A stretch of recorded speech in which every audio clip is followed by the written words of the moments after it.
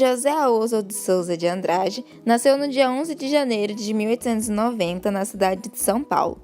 Era filho único de José Oswald Nogueira de Andrade e de Inês Henriqueta Inglês de Souza de Andrade.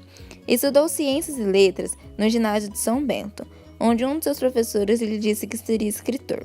Após o ocorrido, começou a se interessar pela leitura e pela escrita. Em 1909, o Diário Popular publicou seu primeiro artigo, Penando. Em 1911, fundou a revista semanal O Pirralho, que ele mesmo dirigiu junto com Alcântara Machado e João Bananelli. Por ser filho de uma família rica, em 1912 viaja para a Europa, onde conhece uma jovem e com ela tem seu primeiro filho, José Oswald Antônio de Andrade. De volta ao Brasil, em 1919, formou-se em Direito, porém optou por não advogar e seguiu sua carreira como jornalista e escritor. Dessa forma, em 1922, foi um dos organizadores da Semana da Arte Moderna. Em 1924, lançou um dos mais importantes manifestos do modernismo, Manifesto Pau-Brasil, publicado no Correio da Manhã. Já em 1925, lançou o livro de poemas Pau-Brasil e que impõe em prática os princípios propostos no manifesto. Após se relacionar com Tarsila do Amaral e com Patrícia Galvão, casa-se mais 2 vezes com outras 2 mulheres. Em 1954, vem a falecer. Vem aqui rezar.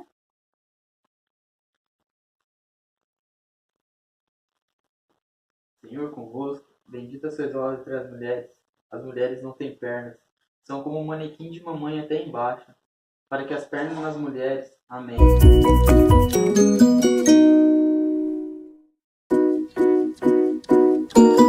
Oi, aqui é o Miramar, João Miramar. Não ajuste seu, seja lá o que estiver usando para ouvir isso. Sou eu, ao vivo e em estéreo. Minha história começa com a morte precoce de meu pai, de modo que eu e minha mãe passamos então a morar na sala de uma casa velha. Na mesma época, inicio os meus estudos na escola mista de Dona Matilde, mas não permaneço lá por muito tempo. Assim, também nos mudamos para outra casa. Nosso anfitrião era, então, Monsieur Violet, pai de Mador, por quem eu tive uma paixão adolescente. Lembro-me que, no dia em que eu resolvi me declarar para a mesma, Monsieur veio a falecer, deixando sua filha órfã e eu sem meu amor. Quero também lhes contar sobre o meu amigo, o grande José Chelenini. Conheci de outro colégio no qual estudei. Ah, verdade, não poderia deixar de lhes dizer. Não me lembro exatamente quando, mas não muito tempo depois da morte de Violet. Passei a morar com minha tia Gabriela.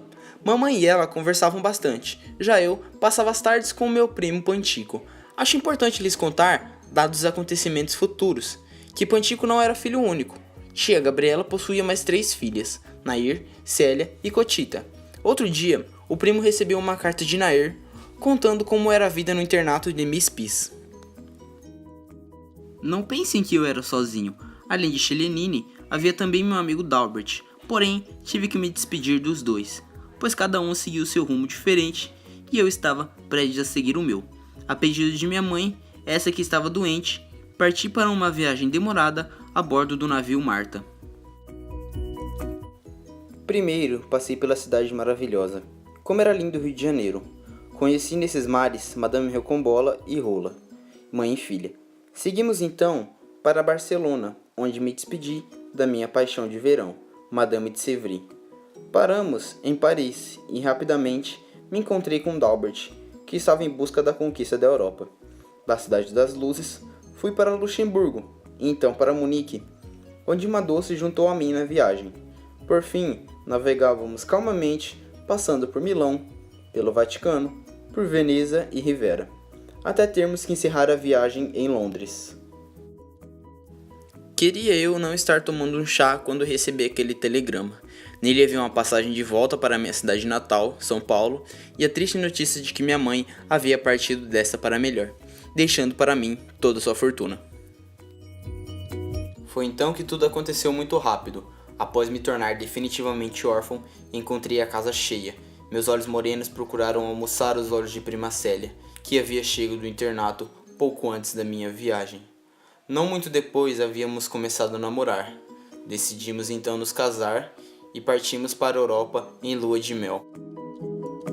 Ao voltarmos, não havia uma pessoa na casa de tia Gabriela, agora minha sogra, que não desse palpite em nossa relação. Cansados de tanta intromissão, partimos para o Rio de Janeiro, esperançosos de novas luas melarem para sempre nossos destinos entrelaçados como cipós. Depois que voltamos para São Paulo, tivemos a confirmação de uma feliz notícia: Célia estava grávida. Porém, nem tudo são flores, e devo admitir-lhes que os cabarés de São Paulo são os melhores. No Natal, Céliazinha nasceu, trazendo alegria a todos, principalmente a minha sogra. Entretanto, há tempos sombrios, e Pantico, seu único filho homem, meu primo, foi convocado para servir na guerra. Com tiros e bombas para cá e para lá, os jornais noticiaram a chegada de Mademoiselle Roland, estrela cinematográfica, ao Brasil, pois a mesma procurava um lugar seguro para permanecer até o fim da guerra. Paralelamente, Pantico ia de mal a pior na mesma, pois já havia sido pego 2 vezes pelos inimigos e agora apenas aguardava sua liberdade para que pudesse voltar à sua terra natal. Meus amigos, prestem atenção nas seguintes palavras: não há uma mulher nesse planeta que não esteja interessada em dinheiro. Agora as guarde para mais tarde. Lembro como se fosse hoje, o rosto de Roland estampado em cartazes espalhados pela cidade.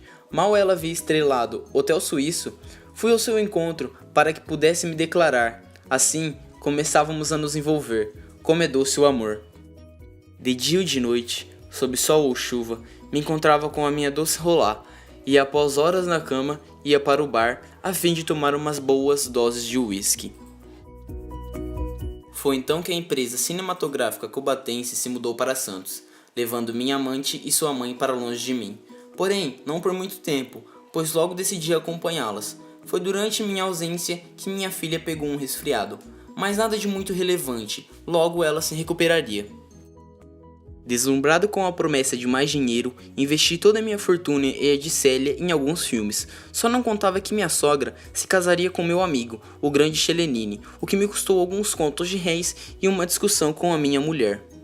Você fica investindo nessa empresa cinematográfica, isso vai levar a gente à falência. Levar a falência? A falência vai levar a sua mãe com essa lua de mel. Meu caso com Roland ia muito bem, obrigado. Foi quando já havia me acostumado com a ausência de minha família, que os mesmos decidiram retornar e coube a mim a tarefa de ir buscá-los. Acho que acabei buscando junto com o azar. Você viu como a Céliazinha cresceu? Sim. Não viu nada, você só anda ausente. Eu recebi uma carta anônima. Você tá me traindo com aquela atriz? A vida não pode parar, de modo que, mesmo com a desconfiança de minha esposa, passei o carnaval junto a Roland. Enquanto Célia cuidava de Celiazinha, lamentável decisão a minha, pois, ao chegar à minha casa, me deparo com um telegrama de minha, até então mulher. É aqui que meu destino e o de minha prima se separam. Ela havia descoberto tudo sobre a traição e ainda havia conseguido reunir provas, de modo que, além de um divórcio, trouxe-me à falência. Lembram-se de quando eu falei sobre as mulheres serem todas interesseiras? Pois então, assim que o Roland soube sobre a minha falência, dispensou meus serviços de amante através de um bilhete, que ainda por cima foi entregue por sua mãe. Apenas um parêntese nessa história. Logo após eu começar a levar uma vida miserável, Chelenini, também pobre, sumiu, deixando tudo e todos para trás, e muito menos uma pista de seu paradeiro. Enfim, a vida me sorriu e fui convidado para participar do Jornal da Cidade, onde, em mais um dia de trabalho, recebi a infeliz notícia de que Célia havia falecido, deixando Céliazinha sobre minha tutela. Além de toda a fortuna que havia me tomado, minha filha passa então a morar comigo e assim aos poucos, desenvolvendo laços afetivos. E Dom Pedro II? Este era um grande preguiçoso. Quando a professora chegava, dizia que ia jogar cartas e nem prestava atenção nos livros. Lembram-se do sumiço de Chelenini? Pois então, recebi uma carta de meu primo Pilatos que se encontrava na Itália, e o mesmo me informou que havia se deparado com um cartaz com as seguintes palavras: José Chelenini, professor de Cimitruf. Acho que todos subestimaram a capacidade intelectual do meu grande amigo.